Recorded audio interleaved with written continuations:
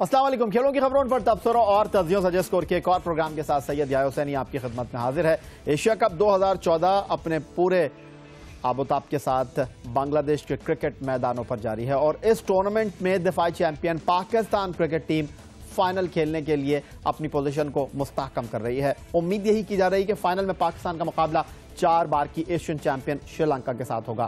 आज के इस प्रोग्राम में हम आपके लिए क्या कुछ लेकर आए हैं, पहले एक नजर आज के टॉप स्कोरर पर। Afridi makes room, goes up in the air, has it connected, it's gone, it's 6, Shahid Afridi, he goes again, goes big, that's up in the air, and it's 6, Shahid Afridi, you beauty, what a win! खामियों से सीखना होगा Pakistan cricket team को।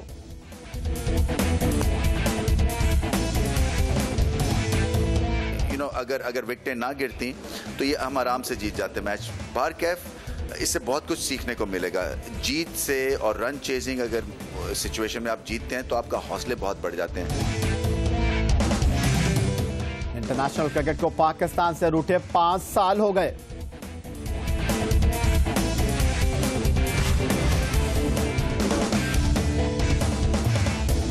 और साबिक कप्तान इंज़मामुल हक मना रहे हैं आज अपनी 44वीं सालगिरह। प्रोग्राम की शुरुआत में बात करेंगे पाकिस्तान क्रिकेट टीम की एशिया कप क्रिकेट टूर्नामेंट में भारत के खिलाफ शानदार कामयाबी की। पाकिस्तान क्रिकेट बोर्ड बिग 3 के महाज पर अकेला डटा हुआ है, लेकिन एशिया कप क्रिकेट टूर्नामेंट में बिग 3 का एक बहुत बड़ा दावेदार भारत और दूसरी तरफ 2 ऐसे अंपायर इस मैच को सुपरवाइज कर रहे थे जिनका ताल्लुक बिग 3 के 2 ममालिक से हैं, यानी इंग्लैंड और ऑस्ट्रेलिया। लेकिन बावजूद इसके पाकिस्तान क्रिकेट बोर्ड की एक और जीत हुई बिग 3 के इन 3 ममालिक के खिलाफ, जबकि दोनों अंपायर ने गलत फैसले देने की बहुत कोशिश की, लेकिन पाकिस्तान अपने दामन को शिकस्त से बचाने में कामयाब रहा।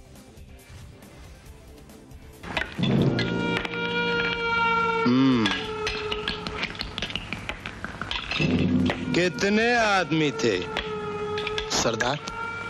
2 आदमी थे। वो 2 थे और तुम 3,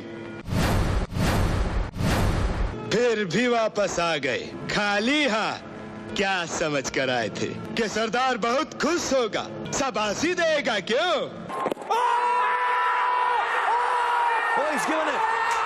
Pakistan cricket team Asia cup में भारत के खिलाफ मुकाबले पर आई तो बिग 3 ऑस्ट्रेलिया, इंग्लैंड और भारत की नुमाइंदगी के लिए 3 अफराद वहां मौजूद थे, वो भी मैदान में। इंग्लैंड की नुमाइंदगी की अंपायर निकल लॉन्ग ने, ऑस्ट्रेलिया के अंपायर ब्रूस ऑक्सफोर्ड ने और भारत की जानिब से थे कप्तान विराट कोहली। विराट कोहली तो कुछ न कर सके, न बैटिंग में न ही कप्तानी में।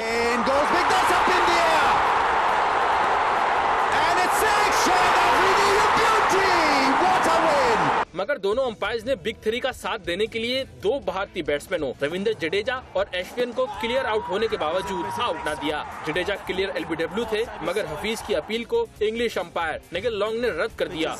In line, hits him on leg stump, joined the 2 dots, and where is it heading? To hit the stumps, according to Hawkeye. फिर उमरगुल की गेंद पर ऑस्ट्रेलियाई अंपायर ब्रूस ऑक्सफोर्ड ने अश्विन को क्लियर कॉट बिहाइंड न दिया।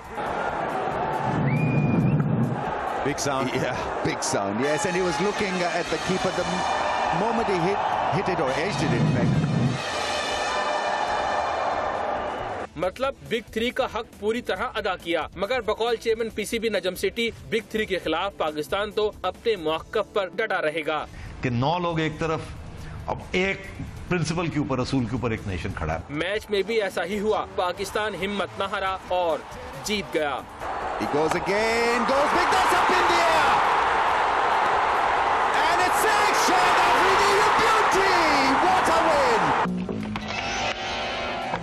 इसकी सजा मिलेगी, बराबर मिलेगी। अब देखना यह है कि बिग 3 के गब्बर इस शिकस्त पर अपने 3 हरकारों को क्या सजा देते हैं। बिग 3 में क्या होगा और क्या नहीं होगा, पाकिस्तान का क्या स्टांस होगा, ये अपनी जगह। लेकिन इन दिनों बात हो रही है सिर्फ और सिर्फ बूम बूम शाहिद आफरीदी की। भारत के खिलाफ एक और मैच विनिंग वो खेले और पाकिस्तान की जीत में अहम किरदार अदा किया। शाहिद आफरीदी पहली बार भारत के खिलाफ इस तरह उम्दा कारकर्दगी दिखाते हुए पहली बार दिखाई नहीं दिए। उनके भारत के खिलाफ मैचों की तादाद हो चुकी है 66, उनके बनाए गए रन्स की तादाद हो चुकी है 1502, जिसमें आपको अंदाजा हो सकता है उनके लगाए गए छक्कों से। 50 छक्के अब तक शाहिद आफरीदी भारत के खिलाफ लगा चुके हैं। 157 चौके लगाए हैं। 2 मरतबा उन्होंने सेंचुरी स्कोर की है भारत के खिलाफ 66 मैचों में और 4 मरतबा निफ सेंचुरी बनाने में कामयाब रहे हैं। अगर बॉलिंग की बात करें तो 447.1 ओवर में उन्होंने 59.21 की औसत से 66 मैचों में भारत के खिलाफ 38 विकेटें हासिल की हैं, जहां 20 रन देकर 4 विकेट उनकी बेहतरीन कारकर्दगी रही। और जिस तरह मैंने बात की कि हर बार की तरह सिर्फ आफरीदी की बात हो रही है, तो आफरीदी के वो 2 छक्के जो उन्होंने आखिरी ओवर में लगाए, एक बार फिर दिखाकर भारत की नाकामी की यादें ताजा कर लेते हैं। Afridi makes room, goes up in the air, has he connected, it's gone, it's 6, Shahid Afridi, unbelievable shot, out, he goes again, goes big, that's up in the air, and it's 6, Shahid Afridi, you beauty, what a win, Pakistan have smashed it, Shahid Afridi has done it. He has many a time stunned the world with his belligerent batting, and he couldn't have been better tonight. What striking under pressure. Unbelievable batting from Shahid Afridi. The entire team is out there. Boom boom Shahid Afridi ने भले ही भारत के खिलाफ बांगाबंधु stadium में match winning inning खेली हो, लेकिन match के बेहतरीन खिलाड़ी करार पाए मिस्टर प्रोफेसर यानी मोहम्मद हफीज, जिन्होंने वनडे क्रिकेट में एक और man of the match award हासिल किया। उनकी इनिंग जो कि 117 गेंदों पर 3 चौकों और 2 छक्कों से मुज़य्यन थी, 75 रन पाकिस्तान की कामयाबी में अहम साबित हुई। अपना 44वां वनडे खेलने वाले मोहम्मद हफीज के करियर में ये 14वां मौका था जब मिस्टर प्रोफेसर को man of the match award मिला। दिलचस्प बात यह है कि मोहम्मद हफीज को जब भी वनडे मैच के बेहतरीन खिलाड़ी के अवार्ड के लिए मुंतखब किया गया, उन्होंने कारकर्दगी अपनी घूमती और चकमा देती गेंदों से ज्यादा अपने बल्लेबाजी से पेश की है। 7 मरतबा उन्हें सेंचुरी बनाने पर इस एजाज से नवाजा गया, तो इतनी ही बार उन्हें 50 से ज्यादा रन स्कोर करने पर मैच के बेहतरीन खिलाड़ी के लिए मुंतखब किया गया। तो जनाब, यही प्रोग्राम में वक्त हुआ एक छोटे से ब्रेक का। एशिया कप क्रिकेट टूर्नामेंट अभी जारी है और बांग्लादेश को उनके मैदानों पर शिकस्त देने के बाद अफगानिस्तान की टीम ने श्रीलंका के खिलाफ भी उम्दा कारकर्दगी का मुजाहरा किया है। लेकिन ब्रेक के बाद कुछ बात करेंगे। पाकिस्तान से इंटरनेशनल क्रिकेट को रूठे हुए आज पूरे 5 साल मुकम्मल हो गए।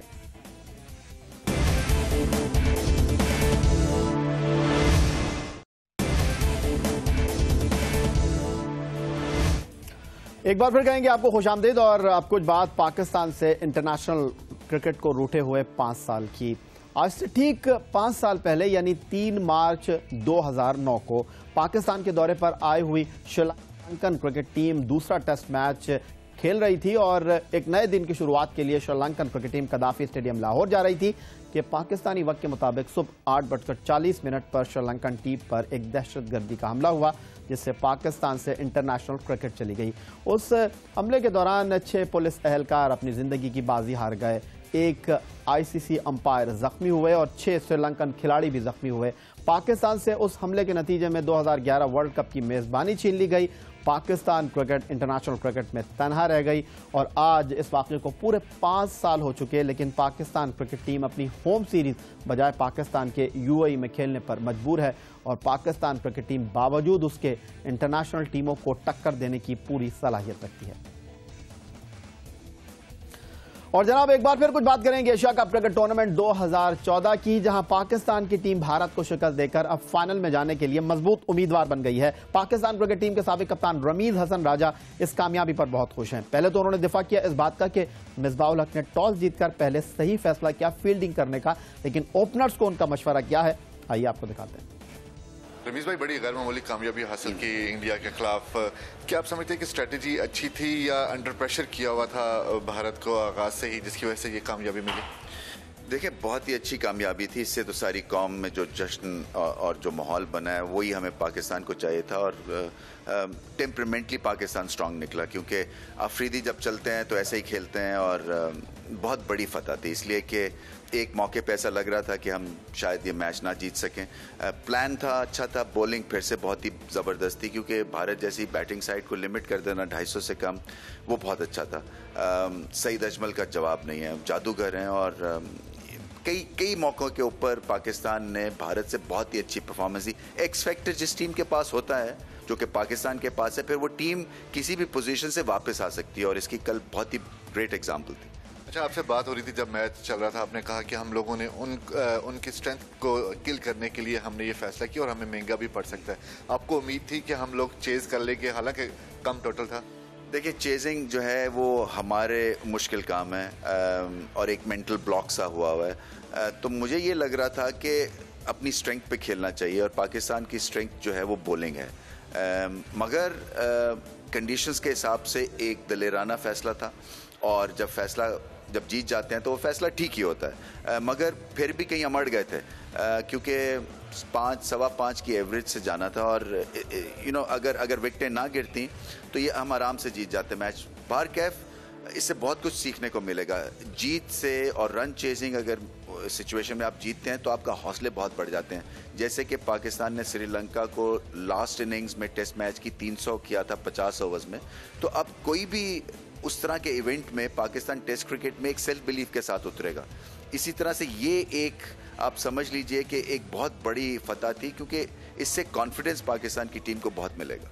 फतह भी बहुत बड़ी थी, एतमाद भी मिलेगा, लेकिन कुछ ना कुछ नेगेटिव पॉइंट्स हमेशा होते हैं जो जीत में छुप जाते हैं। आपने क्या एनालाइज किया कि कौन से पॉइंट्स हैं जिनके ऊपर हमें अभी काबू पाने की ज़रूरत है? बांग्लादेश का मैच है, उसके बाद फाइनल है। देखिए, एक तो हैरानकुन स्टैट्स ये है कि जुनैद खान ने 45 मैच खेले हैं और सिर्फ 7 दफ़ा अपने 10 ओवर्स का कोटा उन्होंने कंप्लीट किया है। मुझे ये लगता है कि डेथ बॉलिंग में, जो आखिरी की बॉलिंग में, जुनैद खान पाकिस्तान के लिए बेहतर परफॉर्मेंस कर सकते हैं। माना कि हमारे स्पिनर्स जो हैं वो बहुत अच्छा बॉलिंग करते हैं, मगर फिर भी जुनैद खान का इस्तेमाल आखिरी के ओवर्स में ज़्यादा होना चाहिए। बाकी उमर गुल की फ़िटनेस के ऊपर मेरे ख्याल में अभी उनको थोड़ा सा और टाइम लगेगा। रन चेजिंग में हम फिर भी थोड़ा बहुत घबरा जाते हैं, मेरे ख्याल से एक उसकी प्लानिंग बेहतर हो सकती है। शर्जील जो हैं वो अच्छा खेलते हैं, मगर स्टार्ट्स लेके आउट हो जाते हैं, 20-25 के बाद आउट नहीं होना चाहिए। इसी तरह से अहमद शहजाद स्टार्ट्स लेके और आउट हो जाते हैं। तो ये 2-3 चीज़ें हैं कि पोटेंशियल तो हर एक में है। शोएब मकसूद में पोटेंशियल है, थोड़ा सा और मिडिल ऑर्डर में उनको ज़्यादा हिम्मत दिखानी पड़ेगी, क्योंकि जब टैलेंट है तो उसको फिर कन्वर्ट करना चाहिए इनटू नंबर्स। और आजकल की क्रिकेट में सीखने की गुंजाइश बहुत ज़्यादा है, क्योंकि आपको एक्सपोजर बहुत है, आप दुनिया की क्रिकेट देख रहे होते हैं, आप वनडे क्रिकेट बहुत खेल रहे होते हैं, तो गलतियां अगर बार बार करेंगे तो फिर प्रॉब्लम में रहेगी पाकिस्तान की क्रिकेट। मगर मैं ये समझता हूँ कि जीत से बहुत सारी चीज़ें सॉल्व हो जाती हैं, आपका कॉन्फिडेंस बढ़ जाता है, आपके 30 रन भी जो हैं वो 100 के बराबर नज़र आते हैं एक मैच विनिंग कॉन्ट्रीब्यूशन में, और ऐसा ही कुछ हुआ। शोएब मकसूद की मिडिल ऑर्डर में जो पार्टनरशिप थी हफीज़ के साथ, वो बहुत उसने कलीदी किरदार अदा किया इस जीत में। जब अगर भारतीय टीम को देखा जाए तो आप समझते हैं कि MS धोनी के ना होने की वजह से बहुत ज़्यादा असर पड़ा है, और 2-3 बैट्समैनों के इर्द गिर्द उनकी बैटिंग घूमती है, तो नेगेटिव इम्पैक्ट आगे भी आने वाले मैचेस में हम देख सकते हैं जब T20 भी होगा इस तरह का? इस तरह ही लग रहा है, इसलिए कि आगे अगर आपके पास दुनिया का बेस्ट फिनिशर नहीं है और आपके मिडिल ऑर्डर से 2-3 आपके एक्सपीरियंस प्लेयर्स चले जाते हैं, तो फिर प्रेशर क्रिएट हो जाता है, क्योंकि इनएक्सपीरियंस बैटिंग साइड अब लगनी शुरू हो गई है भारत की। क्योंकि विराट कोहली जाते हैं तो ऐसा लगता है जैसे कि 50% जो है वो बैटिंग कोलैप्स कर जाएगी। तो भारत के लिए अब कुछ करने की ज़रूरत है। क्या उन्होंने सही आइडेंटिफाइड टैलेंट किया है मिडिल ऑर्डर में? ये देखना है। रायडू, दिनेश कार्तिक, इनका फ्यूचर क्या होगा? हालांकि 50-50 तो किया, मगर मैच विनिंग 50s नहीं हैं इनके जो मिडिल ऑर्डर में हुए रहाने और रायडू के। तो इन पे प्रेशर क्रिएट होगा, क्योंकि बॉलिंग भारत की अच्छी नहीं है। जब बॉलिंग अच्छी ना हो और बैटिंग में इनएक्सपीरियंस आ जाए तो फिर मुश्किल काम हो सकता है। अच्छा, पाकिस्तान ने बांग्लादेश के खिलाफ अपना आखिरी लीग मैच खेलना, फाइनल में पहुंचने की राह हमवार हो चुकी है। कैसा देखते हैं कि पाकिस्तान दूसरी मरतबा लगातार क्वालिफाई किया है फाइनल के लिए, और अपने एजाज़ का दिफा भी करना है, और ख़ासतौर पर बांग्लादेश के मैच को लेकर? देखिए, बांग्लादेश एक तो हर्ट हैं इसलिए कि वो अफगानिस्तान से हारे हुए हैं, और शाकिब उल हसन भी वापस आ जाएंगे, तो पाकिस्तान को कंप्लेसेंट नहीं होना, क्योंकि वही बात है, हारे तो बहुत ज़्यादा क्रिटिसिज्म होगा, जीते तो कोई बात नहीं वाली बात है। तो इससे एक एक्स्ट्रा प्रेशर क्रिएट हो जाता है। पाकिस्तान की क्रिकेट को ऐसी जीतों की ज़रूरत है, ऐसी विक्ट्रीज़ की ज़रूरत है, क्योंकि कौम को इकट्ठा करती है क्रिकेट। और अगर बांग्लादेश को हराते हैं और एशिया कप जीत जाते हैं तो बहुत ही बड़ी फतह है, क्योंकि साल बहुत अच्छा शुरू हुआ है 2014। पहले श्रीलंका से हम वनडे सीरीज जीते, फिर वो टेस्ट मैच जो था इम्पॉसिबल था वो जीत गए रन चेजिंग इवेंट में। तो ये एक एक दो अच्छे नए प्लेयर्स भी मिल रहे हैं।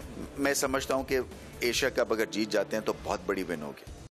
एशिया कप अगर जीत जाते हैं तो दुनिया को बहुत अच्छा पैगाम देंगे, कह रहे थे पाकिस्तान क्रिकेट टीम के साबिक कप्तान रमीज हसन राजा। और यहीं एक छोटा सा ब्रेक लेंगे और एक और कप्तान पाकिस्तान क्रिकेट टीम के जो आज अपनी 44वीं सालगिरह मना रहे हैं उनके बारे में कुछ आपको बताएंगे।